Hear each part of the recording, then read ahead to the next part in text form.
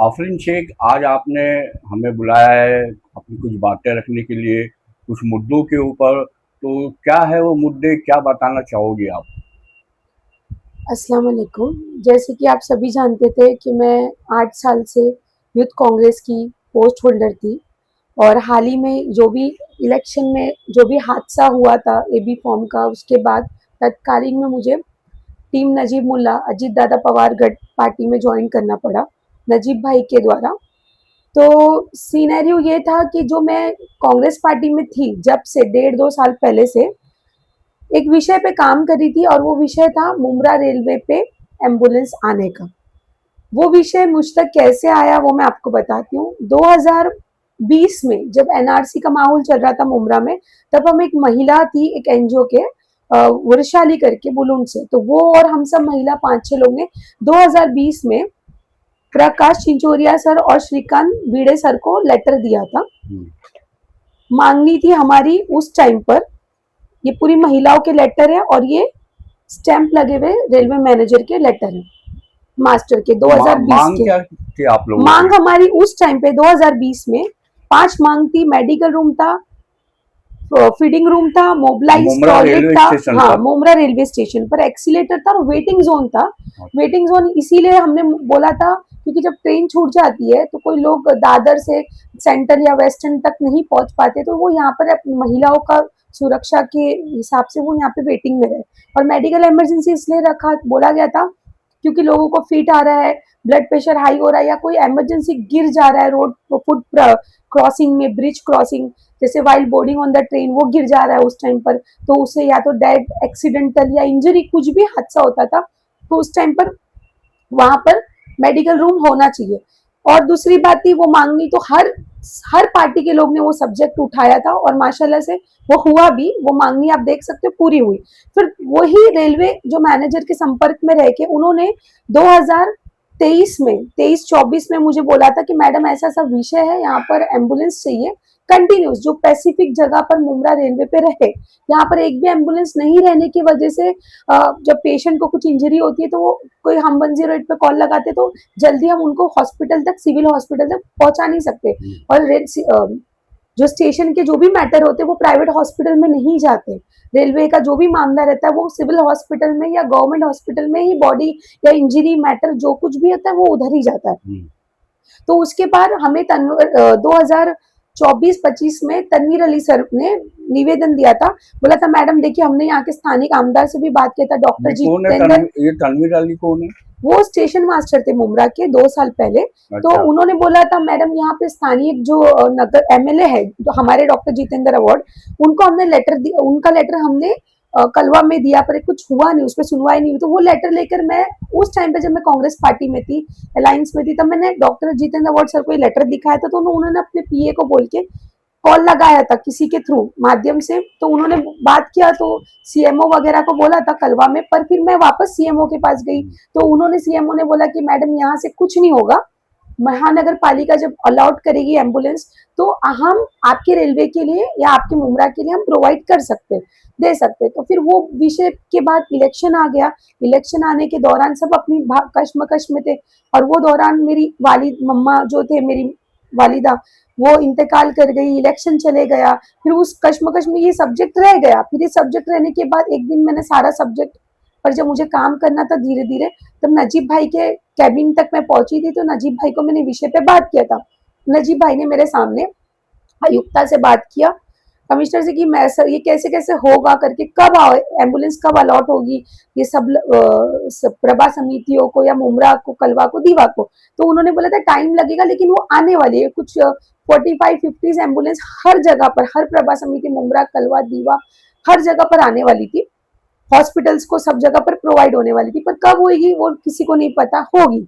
तो उसके बाद मैंने कंटिन्यूस मनीष जोशी को बोलकर, प्रसाद मनीष जोशी सर ने भी सहायता दिखाया, बेटा होगा करके करके। उन्होंने भी बोला कि आप जाकर मैडम बात करिए, जाके लेटर लेकर, जो आपके रेलवे मास्टर है उनका लेटर, मेरा लेटर, सब मैंने ले जाके प्रसाद पाटिल जो मेडिकल ऑफिसर है, कमिश्नर पांच पकाड़ी में, उन्हें मैंने लेटर दिया और वो फोटोज भी है मेरे पास। जब मैंने उनको लेटर दिया था, ओसी भी लिया हुआ है letter, so and so date को, रेलवे मैनेजर का उनके नाम से लेटर बनाया था हमने। उनको ओसी दिया है और फोटो मेरे फोन में है, मैं आपको भेज दूंगी। तो वो लेटर हमने दिया, उन्होंने भी बोला, भरोसा ये दिखाया था कि मैडम एम्बुलेंस तो आएगी, जो भी जीवन की, जो भी संजीवनी की एम्बुलेंस है, जो भी है, उसका टोल फ्री नंबर कलवा के एक स्पेसिफिक जो कोऑर्डिनेटर होगा उसके पास रहेगी, उसे कॉल करा जाएगा, तब वो एम्बुलेंस आएगी।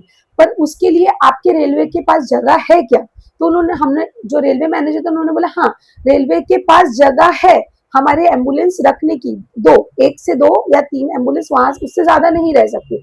तो वो एम्बुलेंस की जगह थी, तब उन्होंने एम्बुलेंस भेजा किधर के लिए, मुमरा के लिए। तो वो एम्बुलेंस आई, उस टाइम पर मुझे बताया नहीं गया, तत्काल में कहाँ से आ गया, मुझे कोई कोऑर्डिनेट नहीं कर पाया किसी ने, कब आई क्या हुआ, और हमारी पार्टी के लोगों ने उससे जाकर उद्घाटन तो में। कहने का मतलब ये कि आपने जो एम्बुलेंस की जो मांग की थी मुमरा रेलवे स्टेशन के लिए, तो वो एम्बुलेंस आई या नहीं आई?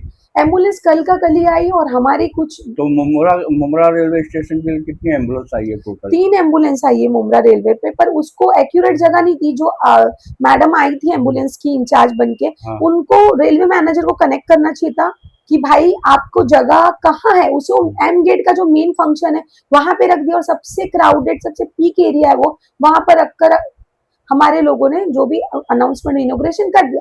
पर उन्हें एक्यूरेसी नहीं पता थी कि वो एम्बुलेंस की जगह किधर है, कहाँ है, मुझे पता थी और जो रेलवे मास्टर उनको पता थी कि वो जगह किधर है। तो वो जगह आज सुबह जब मैं जाती हूँ सर्वे के लिए, तो मैंने देखा वहां पे जो बाइक पार्किंग होती है उसी का जो एक लेन है, वो एम्बुलेंस को तैयार की गई है, एम्बुलेंस के लिए बनी है कि एम्बुलेंस वहां पर होगी, मतलब पार्किंग फ्यूचर में आएगी तो रहेगी। तो वो एम्बुलेंस वहां पर नहीं थी, एम्बुलेंस गायब थी सुबह में, पता नहीं 3 एम्बुलेंस में से एक भी एम्बुलेंस वहां पर नहीं थी। मुझे नहीं पता क्यों नहीं थी, किस वजह से नहीं थी, पर ये गलत हो रहा है। अगर मुमरा के लिए एम्बुलेंस आई है तो उसे उसे वहां रहना चाहिए। हाँ उन्होंने कहा था एम्बुलेंस अपनी ड्यूटी पे रहेगी, ऑन कॉल रहेगी, यहाँ वहां रहेगी, पर कल आई है और आज तीनों एम्बुलेंस जगह पे नहीं है। It is not possible. अगर ऑन कॉल भी रहेगी तो एक रहेगी, दो रहेगी, और रेलवे मैनेजर की भी तो कुछ वैल्यू रहेगी ना, जिनके थ्रू आई है तो उनको आप कांटेक्ट करिए, संपर्क करिए। चलिए आपने मुझे नहीं बुलाया, मुझे नहीं इन्फॉर्म किया, तो एटलीस्ट उन्हें तो करिए, बताइए तो सही। तो आफरीन, आपने जो एम्बुलेंस की मांग की थी मुमरा रेलवे स्टेशन के लिए, तो आपकी तो मांग पूरी हो गई, मुमरा रेलवे स्टेशन को 3 एम्बुलेंस मुहैया करा दी गई है, तो फिर आखिर मसला क्या है? मसला देखिए मोइन भाई यही था कि एम्बुलेंस आ गई, और जो मेरी मेहनत था, मेरा जो पसीना बहा था यहाँ से कलवा, कलवा से थाना, थाना से मतलब जो भी मैंने भागा था, भागदौड़ हाँ थी। तो जरा भी नाम नहीं लिया गया। मेरे कलीग लोगों ने ये कहा, जो भी मेरे टीम के लोग थे उन्होंने कहा कि हमें नहीं पता था कि इसमें आपका एफर्ट है। तो भाई नहीं पता था तो मैं एफर्ट अभी आपके आगे रख रही हूँ। अगर ये कोई भी एफर्ट झूठा है तो इसे अभी जला के फेंक दीजिएगा। अगर कुछ भी एफर्ट झूठा है, कुछ भी बात झूठी है, तो इस पेपर को अभी आग लगा दीजिए। मेरी मेहनत को तो लगा देंगे। मेरा अल्लाह बहुत बड़ा है, मुझे पता है मैं वो काम आवाम के लिए किया था, क्योंकि कैजुअलिटी, मौत, इंसिडेंट, डेड बॉडी, ये सब को लेके मैं बहुत पॉजिटिव हूँ, क्योंकि मैंने ये बहुत हादसे देखा है, वारदात देखी है। तो ये चीज होते हुए मैं क्यों एफर्ट करी थी 1.5 साल से वहां पर, और 1.5 साल के बाद सबसे ज्यादा खुशी तो मुझे हुई है कि वो एफर्ट रंग लाई है।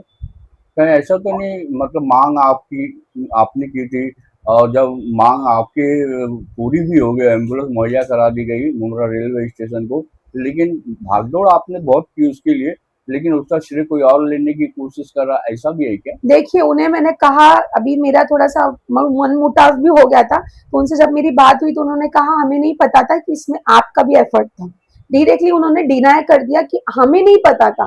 पर देखिए यहाँ के स्थानिक नगर सेवक एमएलए को तो पता था कि आफरीन भाग रही थी। उन्हें बहुत साल पहले, शायद नहीं भी याद रहेगा, बहुत साल पहले वो लेटर मैंने आपको दिखाया, मैंने उनका भी नाम, किसी को छोटा बड़ा करने के लिए मैंने सबका बताया कि मैं किस किस के पास गई थी, ये काम कराने की, वो आवाम का काम था, नजीब भाई तक गई थी, और खुद चलकर मैं टीएमसी भाग रही हूँ, ये विषय पे ऑब्जेक्शन ले रही हूँ, आवाज उठा रही हूँ कि भाई होना चाहिए, आवाम के लिए होना चाहिए। क्योंकि वो अभी भी आप जाके देखेंगे ना, वो किसी को फीट आ गई थी तो एम्बुलेंस नहीं थी, तो रिक्शा में डाल के शिवाजी लेके जाना पड़ा। ये बहुत सी चीजें होती है। तो सबसे क्राउडेड जगह है तो वो है स्टेशन होती है, तो वहां पर जब कैजुअलिटी किसी को, सुबह अप डाउन करने वाले लोगों को, यात्री जो रहते वो कोई भी उम्र के रहता है, चाहे सीनियर या जूनियर या जो भी सिटीजनशिप रहती है, वो कभी बीमार हो जाते हैं, इमरजेंसी रहती है, तो उनको एम्बुलेंस मिलनी चाहिए। पर ये जो एम्बुलेंस आई है, ये भी इंचार्ज इनके कलवा की ही है, मैडम जी, उनका नंबर भी मेरे पास है, उनसे मुझे संपर्क करके यहाँ पर जो कुछ भी होगा उसके कोऑर्डिनेटर है, उसे कॉल किया जाएगा तो ही वो एम्बुलेंस बुक होगी, और जो भी हादसा या अल्लाह ना करे कुछ हो तो वो एम्बुलेंस यूज में आएगी। Manisha madam, Manisha Pawar madam, doctor Manisha Pawar madam, उनके हाथ में है ये। उन्होंने शायद कल ये उनके हाथ में सब चीजें है, अब उन्हीं से लेना है कि इसका भाई जिम्मेदार कौन है। आप रेलवे मैनेजर को भी आप इंफॉर्म करिए।